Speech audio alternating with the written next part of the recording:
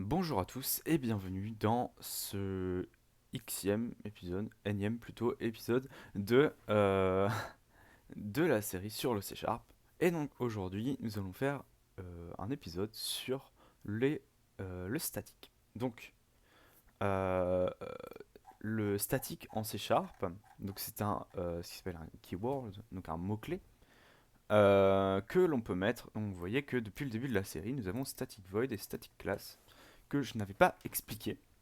Et donc on va pouvoir l'expliquer. Donc, comme je vous avais dit, le C Sharp est un langage objet.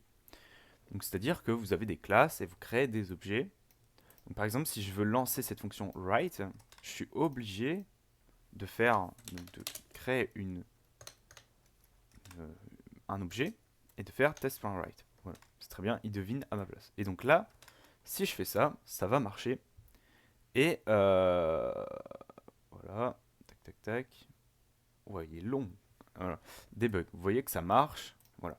Sauf que le truc, c'est que des fois, donc autant par exemple, si je veux, par exemple, mettre un. Bon, on va mettre un public string, par exemple, message. Euh, tac. Voilà.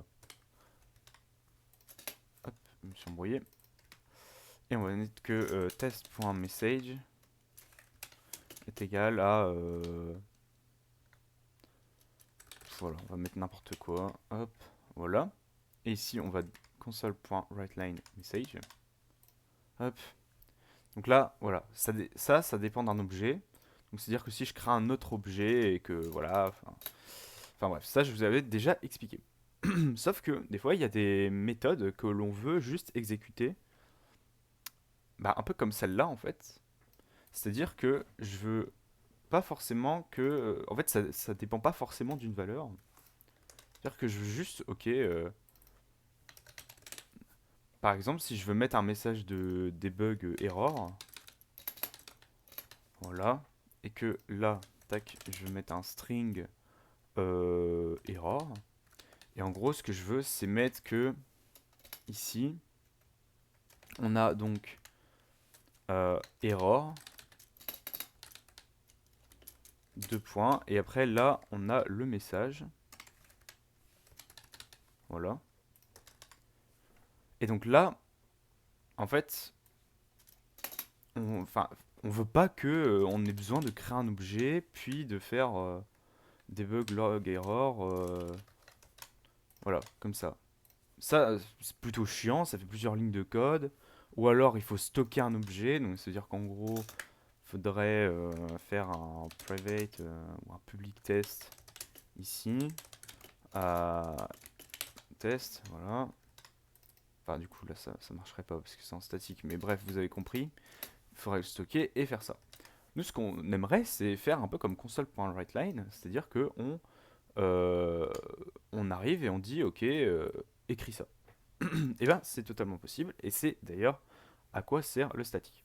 C'est-à-dire que en fait, le statique, donc je ne vous l'ai pas expliqué, mais c'est un keyword, donc un mot-clé, qui fait que la fonction n'appartient pas à un objet, mais elle appartient à la classe, donc au type plutôt. Donc c'est-à-dire que quand vous créez un objet, cette fonction, elle est dans l'objet. Elle dépend de l'objet. Donc si je mets un, comme je vous l'avais dit, si je mets un private int, truc, hop, ça va dépendre de ça en fait. Sauf que là, hop, ça va dépendre du type. Donc si je mets statique et que je peux plus faire ça, mais je peux l'appeler en faisant ça. Et du coup, plus besoin de créer un objet puisque ça ne dépend plus de l'objet. Et donc là, ça va nous mettre le même message, sauf que je n'ai pas besoin de créer un objet. Voilà.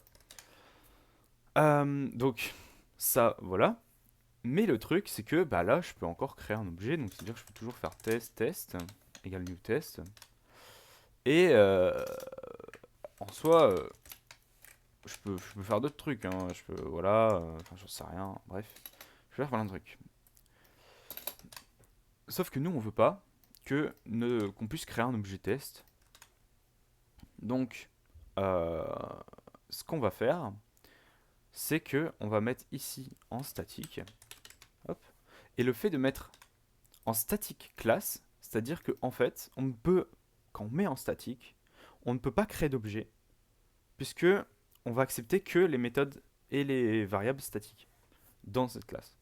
Donc vous voyez que là il y a une erreur parce qu'on ne peut pas créer un objet, vu que en fait on ne peut appeler que des méthodes statiques ou des variables statiques. Donc c'est à dire que si je mets un private int test égale 0, vous voyez que ça me met une erreur parce que ça dépend d'une instance, donc d'un objet, et ça interdit le fait d'avoir un objet. Du coup, si on veut, par exemple, mettre, je sais pas, mettre aussi un int ici, donc on va mettre test, et en fait, le truc, c'est que il faut que ça, ce soit statique. Voilà. Donc private, on va mettre en public statique, test. Hop.